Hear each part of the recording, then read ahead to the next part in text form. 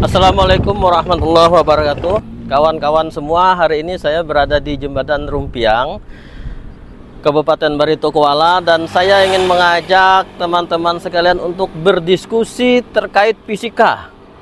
Ya, Anda tidak salah, kita berdiskusi terkait fisika, tetapi saya terlebih dahulu menjelaskan bahwa saya tidak memiliki pengetahuan tentang fisika baik di tingkat S1 maupun di tingkat S2. Saya hanya belajar fisika di sekolah menengah pertama, SMP, dan sekolah lanjutan atas atau madrasah aliyah. Kebetulan saya kelas mengambil jurusan IPA.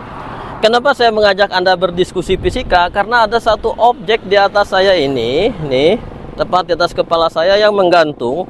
Dia mirip seperti antena. Tetapi kok antena berayun-ayun seperti itu? Kalaupun antena itu bergerak seperti ini, biasanya itu disebut radar. Nah, persoalannya berarti ada sesuatu yang tidak wajar dari benda yang menggantung ini. Maka kalau kita lihat, pertanyaannya adalah bagaimana kita melihat benda menggantung itu dari sudut pandang gravitasi. Tetapi terlebih dahulu kita akan memprediksi benda itu terbuat dari apa.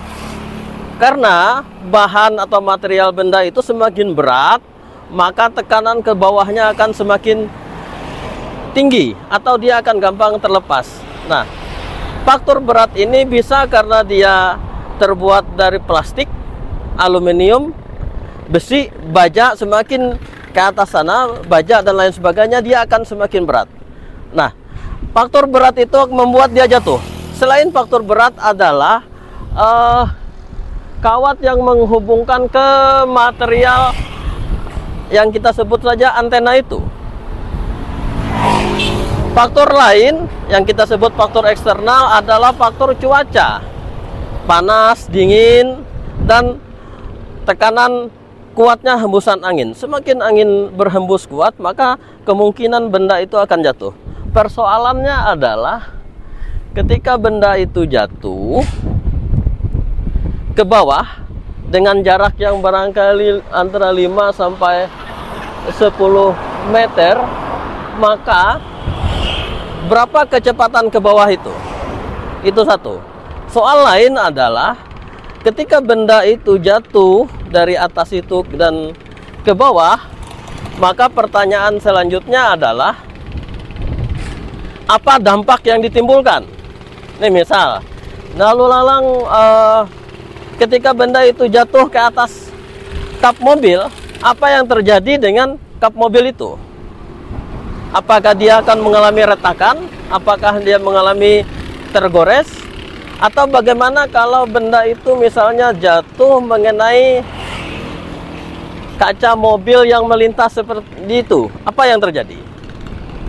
Persoalan selanjutnya, pertanyaan kemudian, bagaimana kalau benda itu jatuh mengenai helm pengendara sepeda motor?